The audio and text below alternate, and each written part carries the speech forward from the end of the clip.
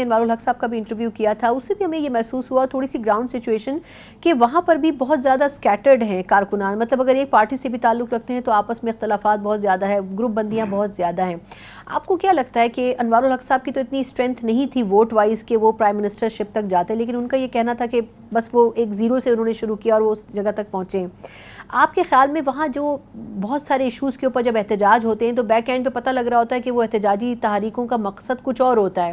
آپ کے خیال میں آزاد کشمیر کو کیا اوور شیڈو کر دیا گیا ہے؟ مطلب اتنی توجہ نہیں. آپ کو یاد ہوگا جو پچھلے کچھ دنوں پہلے آٹا یا چاول کا بحران ہوا تھا، اس پہ گورنمنٹ کو بڑا بیک فٹ پہ جانا پڑا تھا. تو کیا ان علاقوں میں کیوں اتنی توجہ نہیں دے پاتی ہیں گورنمنٹ؟ جس کی بنیادی وجہ یہ ہے انریسٹ تو دیکھیں مہنگائی نے تو سب کو افیکٹ کیا ہوا ہے، وہ تو اپنی ایک علیحدہ بات ہے، لیکن ایک پاپولر گورنمنٹ ہوتی ہے. دیکھیں جب آپ پولیٹیکل سسٹم رکھنا چاہتے ہیں نا تو آپ کو سیاسی لوگوں پر انحصار کرنا پڑتا ہے، سیاسی جماعتوں پر انحصار کرنا پڑتا ہے، اس لیے کہ گراس روٹ لیول پہ یعنی کونسلر، وارڈ، گھر اور گلی اور محلے کی سطح پر آپ کا کارکن ایک جماعت کا بھی ہو نا، وہ وہاں پر کسی کے زیادہ ہو سکتے ہیں، کسی کے کم ہو سکتے ہیں. جب آپ یہ کہیں کہ سیاسی جماعتوں کی حکومت نہیں ہے، یہ ایم ایل ایز کی حکومت ہے، اور ایم ایل ایز کی حکومت میں وار لارڈز پیدا ہوتے ہیں ہر حلقے میں. جس نے میں ایک حلقے کا میں ایم ایل اے ہوں، پھر مجھے آپ نے لائسنس ٹو کل دے دیا ہے پرائم منسٹر نے، میں وہاں پہ کام کروں گا. اس کی وجہ یہ ہوئی کہ ایک غیر جماعتی سیٹ اپ رکھنے کی وجہ سے انوار صاحب کا اپنے لحاظ سے اس طرح کا کوئی نہ سیاسی جماعت آپ دیکھیں نا اس وقت آپ نہیں ہے. جب آپ کسی سیاسی جماعت کے بغیر ایک انڈیویجول کو جس کا کوئی اثر سوخ نہیں ہے کشمیر میں، ان کی دیانت پہ ہمیں کوئی شک نہیں ہو سکتا، ان کی اہلیت پہ شک نہیں ہو سکتا، بڑے اچھے ایک سیاسی خانوادے کے وہ ہیں، لیکن وہ سیاسی لحاظ سے اتنا اثر سوخ کشمیر میں نہیں رکھتے کہ جس کی وجہ سے وہ سنبھال سکیں کشمیر کو. وہ شام کو اگر یہ کہیں کہ میں نے 4 لاکھ روپیہ بچایا یا 6 لاکھ روپیہ بچایا، وہ تو اس کے لیے ایک اکاؤنٹنٹ کی ضرورت ہے. وہ آپ بٹھا دیں اس کو، ایک آڈٹ افسر کو بٹھا دیں وہاں پر، وہ آپ کا شام کو اگر آپ نے 50,000 روپیہ یا لاکھ روپیہ یا 50 لاکھ بچایا نا، وہ آپ کا 2 کروڑ روپیہ بچا کے آپ کی سیلریز آپ کو نہیں دے گا، آپ کے پانی بند کر دے گا، آپ کا پیٹرول بند کر دے گا، پیسے وہ بچا لے گا. لیکن پیسے بچانا بڑی اہم بات نہیں ہے. سب سے بڑی بات ہے کہ پولیٹیکل جگہوں کے اوپر کشمیر ایک سینسٹیو پلیس ہے. یہاں پر بہت ساری، خاص کر کے انڈیا کی بہت زیادہ آپ بھی بتائیں اس کی نظر ہے. ہم نے چونکہ انڈیا کے خلاف 1947 سے معاذ یہ کھول رکھا ہے نا، ہم کشمیری وہاں پر ان کے خلاف لڑ رہے ہیں، تو ظاہر ہے جواباً وہ ان کو بھی پھر یہاں پر بندے تو چاہیے ہوں گے. لیکن اگر آپ ان کو سپیس نہ دیں، آج کیا وجہ مانے ہیں آپ ایک سیاسی جماعت کی، میں کہتا ہوں پیس پارٹی کی گورنمنٹ قائم ہو جائے، آپ پی ایم ایل این کی گورنمنٹ قائم ہو جائے، بالکل سموتھ ساری چیزیں بہتر ہو جائیں گی. لیکن ایک غیر سیاسی سیٹ اپ جس نے بھی رکھا ہوا ہے، میں یہ سمجھتا ہوں کہ وہ نہ پاکستان کے انٹرسٹ میں ہے نہ کشمیر کے انٹرسٹ میں ہے. آپ ایک سیاسی سیٹ اپ رکھیں، سیاسی جماعتوں کو دیں. دیکھیں نا منسٹر تو اس میں پی ایم ایل این کے بھی ہیں، اس حکومت میں پیس پارٹی کے بھی منسٹرز ہیں، 50 جماعتیں اس کے بیچ میں مل کر کام نہیں کر رہے. نہیں، جب آپ کہیں گے کہ غیر یعنی سیاسی جماعتوں کی نہیں ایم ایل ایز کی گورنمنٹ ہے، تو ہمارے تو پھر ہم یہ کہتے ہیں کہ ہمارے تو پھر میں تو اس گورنمنٹ کو آن نہیں کر رہا نا.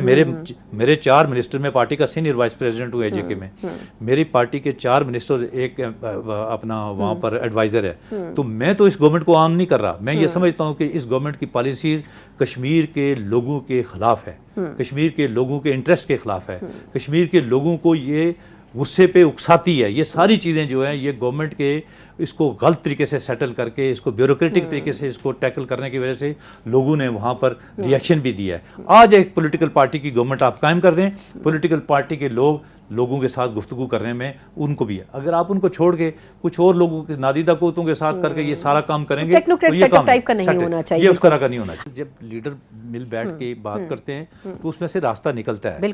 لیکن پی ایم ایل این نے کبھی بھی یہ نہیں سوچا کہ ہم یہ سمجھتے ہیں کہ ہم نے اللہ کی رضا کے لیے، میں آپ کو سچی بات بتا رہا ہوں، پنجاب گورنمنٹ ہمارا حق تھا، فیڈرل گورنمنٹ ہمارا حق نہیں تھا. ٹھیک ہے، کس الیکشن 2024 کی آپ یہ مانتے ہیں؟ جی دیکھیں، اس لیے کہ وہاں پر ہماری پوزیشن نمبر 2 تھی. بالکل ٹھیک. میاں صاحب نے پہلے دن کہا کہ اگر پیپلز پارٹی اور پی ٹی آئی کے جو انڈیپینڈنٹس ہیں یا سنی اتحاد کونسل ہے، جو بھی اس کا آپ نام دیں، وہ دونوں ان کو مل کے جو ہے نا حکومت بنانی چاہیے.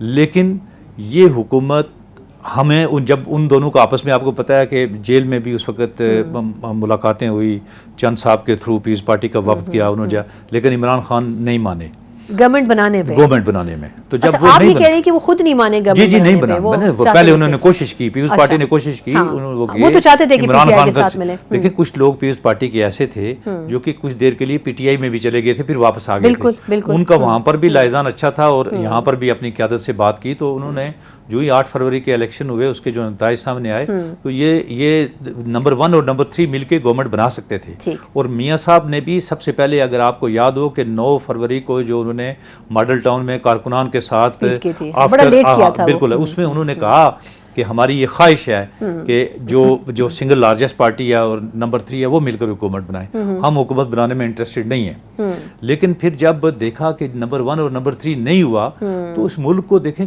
کوئی حکومت کے بغیر نہیں رہ سکتا, ایسے خلا میں نہیں رہ سکتا. تو ہم مجبوری کے عالم میں آئے اور ہم اسی طریقے سے ہم سمجھتے ہیں کہ ہم خلوص نیت سے آئے, اور اس طرح کی کولیشن گورنمنٹ جس میں آپ کو ایبسولوٹ میجارٹی حاصل نہ ہو, بڑی مشکلات کا سامنا کرنا پڑتا ہے, بڑے کمپرومائزز کرنے پڑتے ہیں. آپ کو پولیٹیکل جو آپ کا کیپٹل ہے اس کو آپ کو خرچ کرنا پڑتا ہے, وہ داؤ پہ لگ جاتا ہے.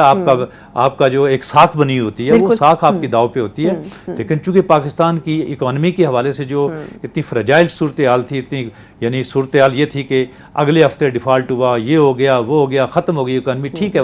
لیکن آج 1 سال کے بعد جو اکنامک اشاریے ہیں وہ مثبت جا رہے ہیں, درست. میں نہیں کہتا کہ کوئی دو شہری بہتر ہوئے ہیں. ہمارے پاؤں جو پہلے کیچڑ میں لتھڑے ہوئے تھے, ہم تھوڑی خشکی پہ آ گئے ہیں, ہمارے پاؤں زمین پہ جمے ہیں.